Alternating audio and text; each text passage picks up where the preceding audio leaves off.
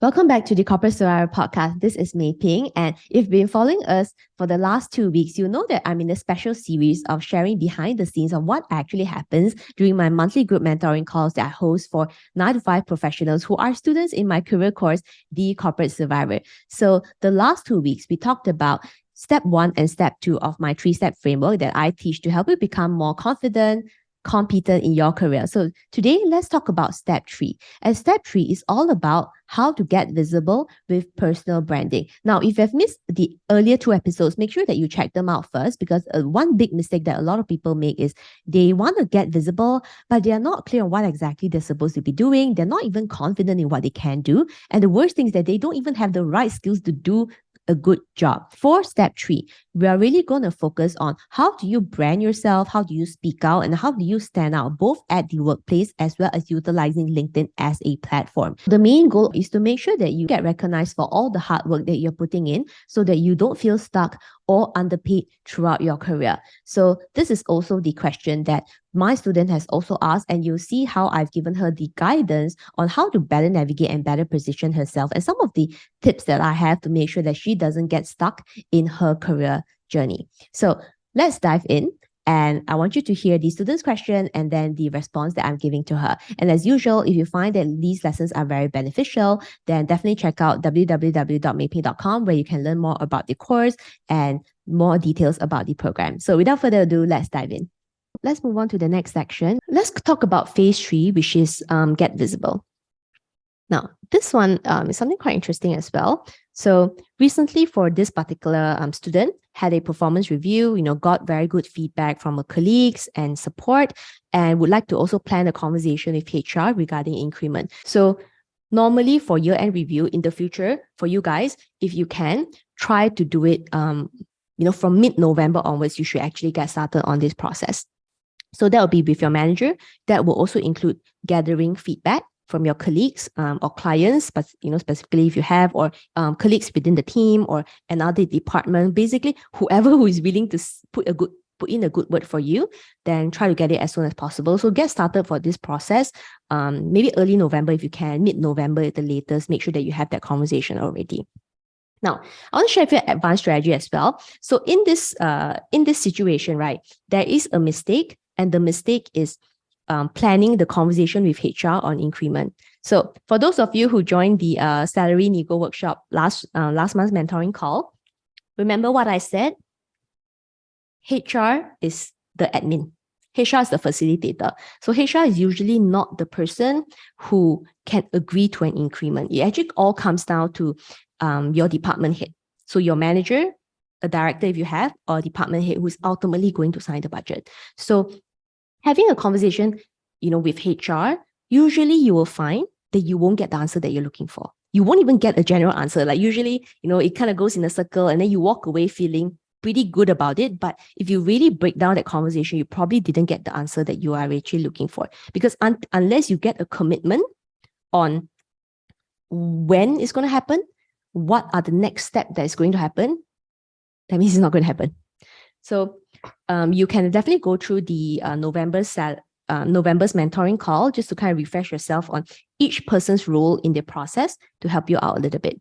Now, last thing is that I don't want you all to just, get caught in waiting for that increment from your company. Because, when you ask, right, and then you don't get a direct answer, it's very frustrating, and also it's annoying, and it also makes you feel that you are not valued. So what I would recommend is immediately, given that you have gotten good feedback, you've already done the performance review, you literally have like the latest achievements. So what I want you to do is actually directly go to your LinkedIn profile and update it. This is to remind yourself that you have a lot of value that you can give. So this is actually very important from a mindset standpoint, so that whether that conversation, whether eventually you get the increment or not, or you maybe have to wait for next year or something like that, you at least know that, say, no, I know I've done a good job. And yeah, maybe if the company gives it to me, I can plan it around for next year. But I would like someone else to also see that this is something that I have already achieved, and I've added on to my experiences, I've added on to my skills and exposure, and increase your value as well. So never just like too focused on only your company. Like I think it's an 80-20 thing. And particularly, on LinkedIn, you don't have to like focus too much time on it, but every time you have maybe a new certification, or you are able to, work on a new project, or there's something that, you're going above and beyond in your role, like you should try to reflect it in your profile. Usually December is the pretty good time to do that. Okay, so that's the 3-step framework. Okay, so today is a bit more long-winded, but a lot of the stories that I've shared with you actually kind of came from my own personal experiences as well. Like, for example, in the past, right, I was kind of doing a lot of like, auditing and internal audit, external audit and stuff like that. So personally for me, I found that it's not a role that's very value adding. And my logic was, like, there are hundreds and thousands of like auditors out there, right? And the biggest struggle for a lot of auditors is that they will stay in the audit space because it's very difficult to do something else, right? Whether it's fear of mindset or whatever. So I find that like I'm always in a position where there are thousands of competitors who have the exact same skill set as me. So that didn't sound like something that made a lot of sense to me. So when I joined Visa, I specifically joined Visa because the payment space at that time in 2013, it was something very new. So I thought that, okay, this is something that I think, can grow in the future, like from an industry standpoint. And more importantly, for this role, I got to travel to so many countries. So my coverage was Asia Pacific, Middle East, Central Europe, and Africa. And I could travel to like more than 20 countries with this job alone. So I thought this could be a differentiation factor for me. And on top of that, I also had like other experiences aside from, just the audit and like financial services industry. This is a very different industry where I could do like procurement, like contract review, anti-bribery, all these things that I felt that I would like to add on to like Mei-Ping's Mei-Ping's positioning point. So I actually thought about it quite a bit before I joined. And when I joined Visa, everybody told me it was a stupid decision. Because that time, remember, 2013, like fintech, like, there's no fintech. So a lot of people say it was really stupid, like why would you not stay in banking, blah, blah, blah.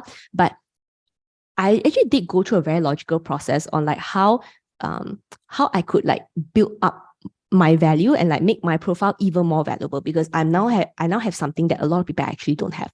So when I joined StanChart, it was in a business advisory compliance role. So kind of like moving away from pure cost center to something that is like closer to the business. And it was also very niche, that the portfolio I worked on was a very new portfolio. It was very new, like I could build new things and so forth. And I also had FaceTime with senior management. Initially it was just, with managers, and then with senior managers, and eventually I also worked with like business CEOs.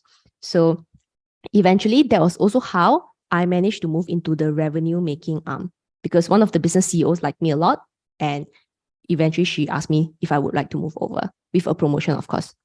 So like, think about how you can kind of like move forward, not just, going up the career ladder, but continue to move forward in a role that can become way more valuable. So always continue to build in your positioning. Always ask yourself, like, what makes you different from other people with the same education background as you? What makes you different from other people who have the same kind of working experience than you? And like, what more new stuff you can do, or something maybe a bit different, that in a room filled of like 200, in a room filled of like 100 people, you can say that, yeah, but I have this, they all don't have this. Okay? Okay, now today's session seems a bit intense, but again, all these the 6 steps, plan your career and so forth, like 1, 2, 3, 4, you can find it in the job search bonus. And then 5 and 6 is usually something that we cover in the core course itself, the 3-step framework, plus of course, mentoring calls like these. So we will have some time for some recap and live Q&A.